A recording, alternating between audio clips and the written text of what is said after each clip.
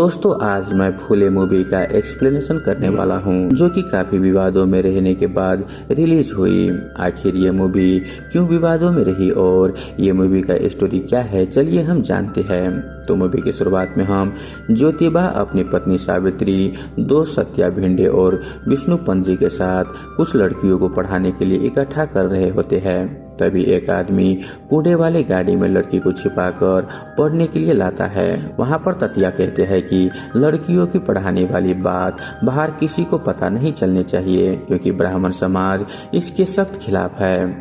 ज्योतिबा कहते हैं कि मैं जानता हूँ और आप भी तो खुद ब्राह्मण होकर हमारी हेल्प कर रहे हैं। आप अपने घर में इन बच्चों को पढ़ाने के लिए दे रहे हैं। अब यहाँ से वो लोग घर जा रहे होते हैं। तभी उनकी नजर एक आदमी पर पड़ती है, जिसके गले में मटके से पानी टपक रहा होता है और पीछे झाड़ू बंधा होता है, जो उसके पैरों को निशाने को मिटा रहा था।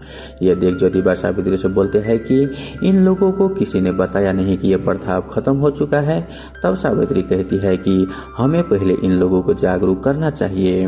खैर घर पहुंचकर उनके पापा गोविंदराव कहते हैं, तुमने मेरे पीठ पीछे स्कूल भी खोल लिया और चोरी छिपे लड़कियों को पढ़ाने भी लगे। ज्योतिबा कहते हैं कि लड़कियों को पढ़ाना बहुत ही जरूरी है। एक पढ़ी लिखी लड़की अपने बच्चे को बहुत ही अच्छे संस्कार दे सकती है।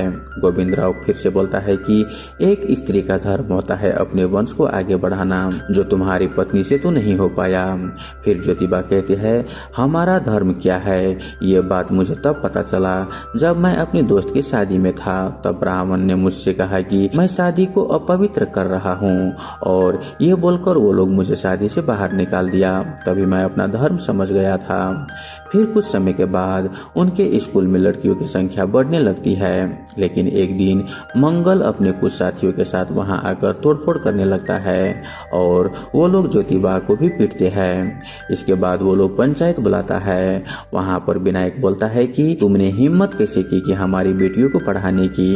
वहां पर मुखिया जी से वो बोलते हैं कि भूलो मत, तुम एक सूत्र हो।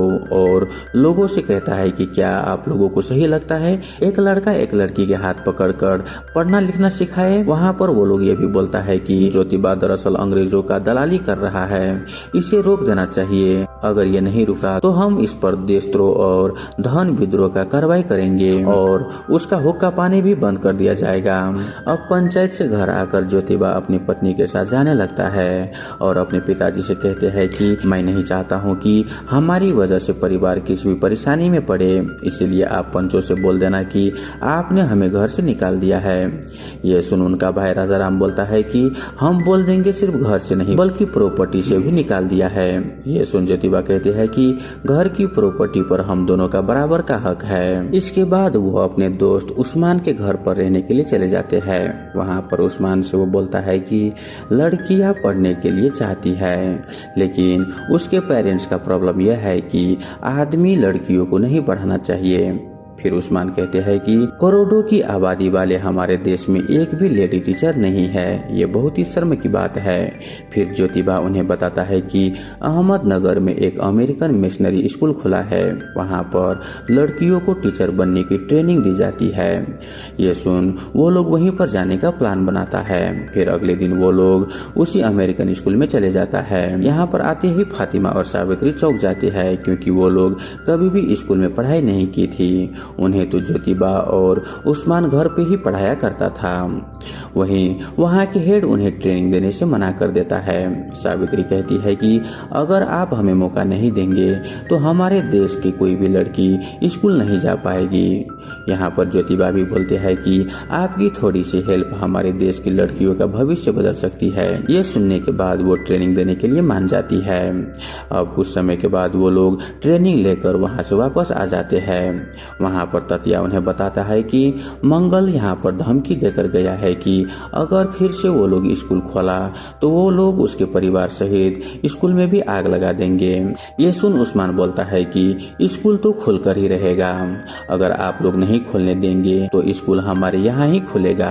तो फिर वो लोग प्रचार करने लगते हैं कि अब से उनकी बेटियों को लड़कियां पढ़ाएंगी, लेकिन कुछ गाँव वाले नहीं मान रहा होता। तब सावित्री सभी को बताती है कि अगर पढ़ने का अधिकार सिर्फ आदमियों को ही होता तो भगवान सरस्वती माँ को ज्ञान के देवी नहीं बनाते। यह बोलकर वो मुस्लिम महिलाओं को भी समझाती है और उनकी बेटियों को स्कूल में पढ़ने के लिए बोलती है।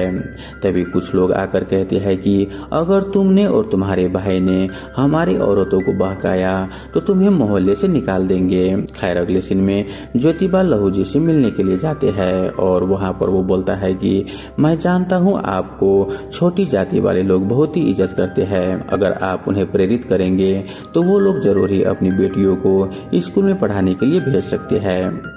ये सुनकर ज्योतिबा भी ऐसे ही करते हैं और कुछ दिन के बाद वो बहुत सारी लड़कियों को उनके पेरेंट्स के साथ पढ़ने के लिए लाते हैं। अब एक दिन ज्योतिबा सावित्री को बताते हैं कि पापा ने उन्हें मिलने के लिए बुलाया था और मुझसे कहा था कि तुम दूसरे के अधिकार के लिए लड़ रहे हो तो मैं तुम्हारा पिता होकर तुम्हारे अधिकार को कैसे छीन सकता हूँ। इसीलिए उन्होंने मेरे हिस्से की 35 एकड़ जमीन के कागज मुझे दे दिया है, जिसमें से मुझे 15 एकड़ बेचकर 700 रुपये मिल जाएंगे। इनमें से 300 का घर बन जाएगा और 4 से हम स्कूल में लगा देंगे।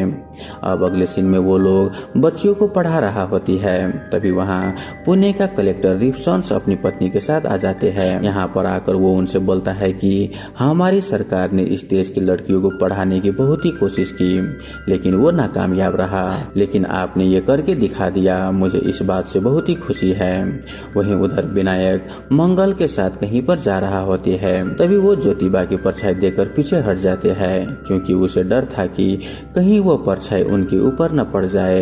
फिर ज्योतिबा जैसे ही उनके तरफ आगे बढ़ते हैं तो वो लोग पीछे हटते जाते हैं और ये बात मुखिया जी को बता देते हैं कि आज तक किसी शूद्र ने ऐसी करने का दुस्साहस नहीं किया। आ गया है पूरे महाराष्ट्र ब्राह्मणों का बुलाने का। उसके बाद ही हम लोग ज्योतिबा और सावित्री से निपटेंगे। अब अगले सीन में सावित्री और फातिमा जा रही होती है। तभी कुछ लड़के सावित्री के ऊपर गोबर फेंक कर मारते हैं। यह देख ज्योतिबा उनसे कहता है कि तुम्हें तकलीफ देकर वो मेरे संकल्प को तोड़ना चाहता है। वो साड़ी देते हुए बोलता है कि इसे स्कूल में जाकर रख देना, अगर वो फिर से गोबर फेंके तो तुम स्कूल में जाकर इसे बदल लेना और घर आते समय गोबर वाली साड़ी पहनकर ही आना। फेंकने दो उन्हें कितना गोबर फेंकता है, मैं भी देखता हूँ पहले वो थकता है या फिर हम। और इसी तरह से समय बीतते जाता है और यहाँ से हमें सन 1852 का समय दिखाया जाता है। सन 1852 में ब्रिटिश सरकार ने ज्योतिबा और सावित्री के सम्मान में एक प्रोग्राम रखा। वहाँ पर ज्योतिबा बोलती है कि आज हमने 20वीं स्कूल खोल लिया है। पुणे के सरकारी स्कूल में लगभग 300 लड़के हैं लेकिन हमारे स्कूल में लगभग 600 लड़कियां हैं, जो कि बहुत ही गर्व की बात है। वहीं उधर गांव में औरतें और कुछ बच्चे कुएं से पानी भर रहा होते हैं लेकिन तभी कुछ लोग आकर उन्हें बहुत ही बेरहमी से मारने लगता है। वहीं जब ये बात ज्योतिबा को मालूम चलता है तब वो अपने घर के आंगन में सभी जाति और धर्म के लोगों के लिए कुआं खुदवा देता है ताकि वो अपने जाति और धर्म के कुएं से पानी निकाल सके। वहीं एक दिन राजा राम ज्योतिबा से मिलने आता है और कहता है कि पापा का तबीयत ठीक नहीं है, तुम्हें मिलने के लिए बुलाया है। इसलिए वो अगले दिन मिलने के लिए चले जाते हैं। वहाँ पर राजा राम उनसे बोलता है कि सरपंच हमारे घर पर आए थे और तुमसे वो मिलना चाहता है। यह सुन ज्योतिबा उनसे कहता है कि पापा का तबीयत का बहाना बनाकर सिर्फ यह बताने के लिए हमें बुलाया था। तभी वहाँ पर उसके फादर ज्योतिबा से बोलता है कि संतान का सुख ही सबसे बड़ा सुख होता है, वही वंश का आगे बढ़ाता है। तुम चाहो तो तुम दूसरे शादी कर सकते हो। यह सुनकर ज्योतिबा बोलता है कि सावित्री के मां न बनने के कारण मैं भी तो हो सकता हूँ, क्या आप उसकी भी दूसरी शादी करवा देंगे? खैर वो लोग सरपंच से मिलने के लिए चले जाते हैं। वहाँ पर वो बोलते हैं कि हमारा विरोध किसी भी ब्राह्मण से व्यक्तिगत नहीं है, हमारा विरोध उस व्यवस्था से है जिसने अछूत बनाकर हमारी समानता का अधिकार छीन लिया। ये सुन विनायक कहते हैं कि पहले अंग्रेज तुम्हें पढ़ाएंगे, उसके बाद तुम्हारा धर्म परिवर्तन कर देगा। आज अंग्रेज मुट्ठी भर है, कल हम हिंदू होंगे। यह सुनकर सावित्री बोलती है कि आप हमें हिंदू भी बोलते हैं और अछूत भी। अगर अंग्रेज देश छोड़कर चले भी जाए तो आप उनकी जगह ले लेंगे क्योंकि आप भी उन्हीं की तरह सत्ता चाहते हैं।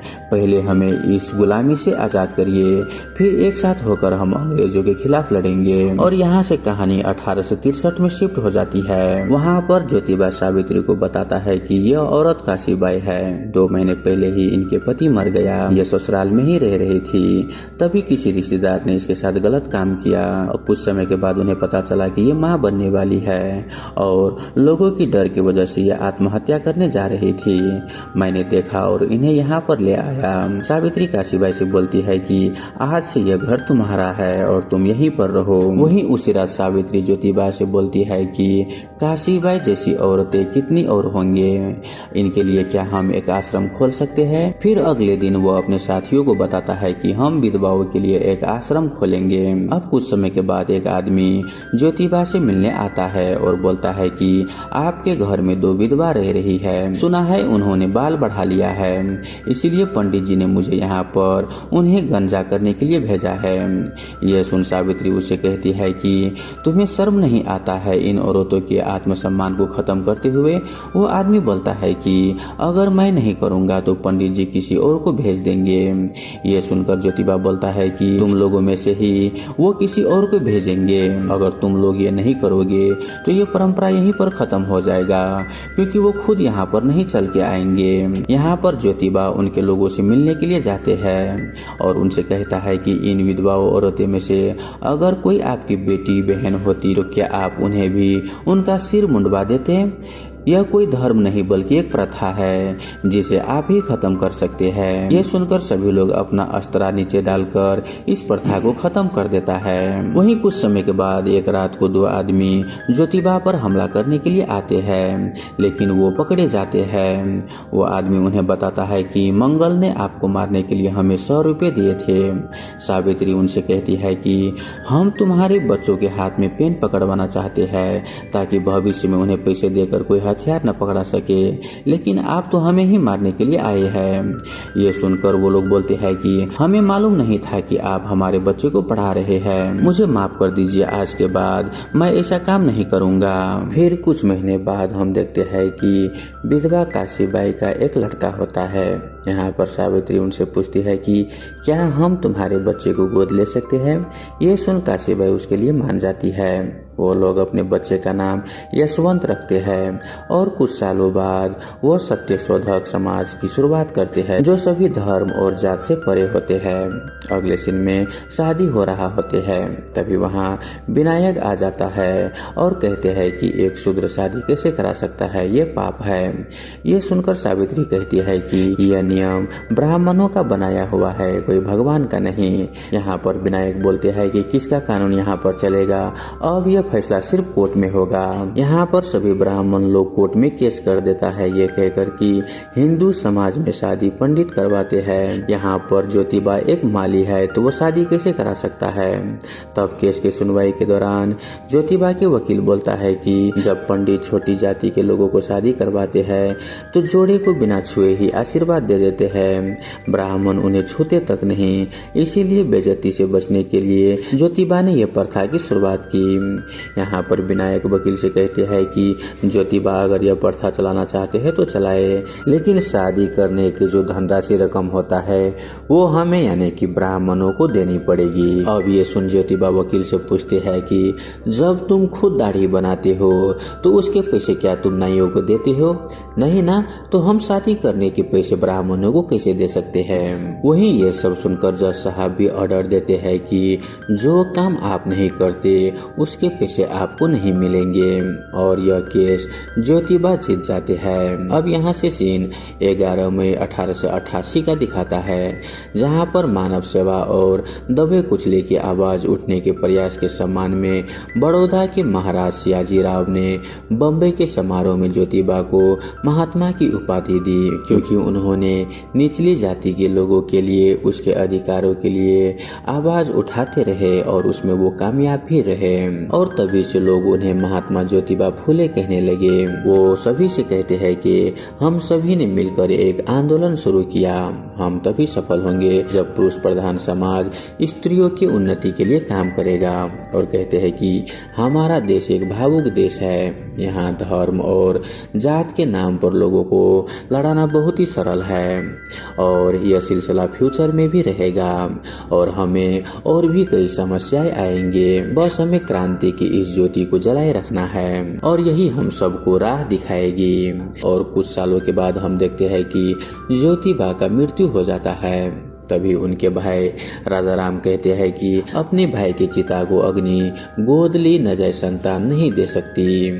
यह देख सावित्री उनसे कहती है कि तुम सच क्यों नहीं बोलते कि चिता की अग्नि अगर आपका बेटा देगा तो हमारी सारी प्रॉपर्टी आपके बेटे के नाम हो जाएगी। और यहाँ पर सावित्री खुद ही अपनी पति का चिता को आग दे देती है और यह बात अखबार में भी छप जाती है जिसकी बहुत ही चर्चा भी होती है। अब आगे हम जानते हैं कि पुणे में प्लेग जैसे महामारी फैल गई है। वहीं सावित्री 5 साल के बच्चे को अपनी पीठ पर बैठाकर उसके घर से 7 किलोमीटर दूर कैंप में ले जा रही होती है क्योंकि उसके बेटे को भी प्लेग हो गया था। और कुछ समय के बाद प्लेग की बीमारी से सावित्री का भी देहांत हो जाती है और यह मूवी यहीं पर खत्म हो जाता है। तो दोस्तों, आज के समय में जो हमारे देश में बेटी पढ़ लिख रही है यह इन्हीं महात्मा ज्योतिबा और उसकी पत्नी सावित्री का देन है। उन्होंने जो रोशनी जलाई वो धीरे धीरे पूरे भारतवर्ष में फैलने लगे और उनके यही प्रयासों के कारण आज हमारे देश में लड़कियों की सामाजिक स्थिति सुधरी है और अपने अपने क्षेत्र में बहुत ही कामयाबी हो रही है। तो हमें इस महान पुरुष को कभी भी भूलना नहीं चाहिए। तो दोस्तों, आई होप आपको ये मूवी एक्सप्रेशन वाला वीडियो अच्छा लगा हुआ हो। अगर आपको वीडियो अच्छा लगे तो वीडियो को लाइक करके हमारे यूट्यूब चैनल को सब्सक्राइब जरूर कर लीजिए। धन्यवाद।